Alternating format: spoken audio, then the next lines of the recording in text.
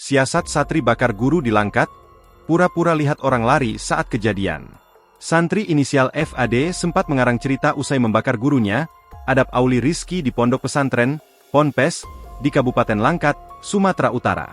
Kepala Polres Langkat, AKBP David Trio Prasojo menjelaskan, saat kejadian, Sabtu, 5 Oktober 2024, FAD bertugas jaga malam di sekitar Ponpes yang berlokasi di Desa Malenggang, Kecamatan Hinai. Jadi awalnya, FAD ini mengarang cerita ke santri lainnya. Dia ngaku melihat ada orang yang berlari dari masjid mengarah ke perkebunan di daerah situ, ucap David kepada Kompas.com melalui saluran telepon, Rabu, 9 Oktober 2024. Lalu, FAD mengecek kamar korban yang ada di dalam masjid. Disitulah, didapati kamar korban terbakar. Dia sempat membantu evakuasi korban dengan memecahkan kaca dan mendobrak pintu kamar, tambahnya.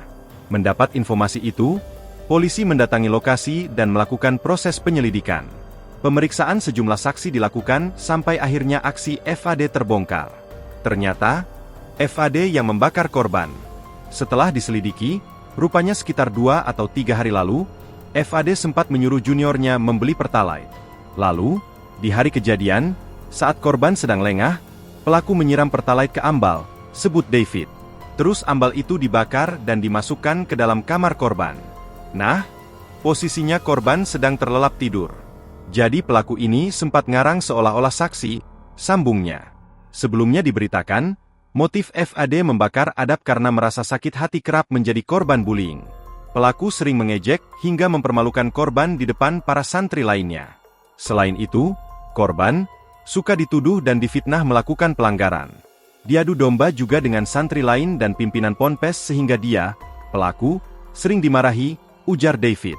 Adapun, FAD telah ditetapkan menjadi tersangka. David menyampaikan, pihaknya masih memproses hukum FAD sebagai anak yang berhadapan dengan hukum. Download Tribun X sekarang, menghadirkan lokal menjadi Indonesia.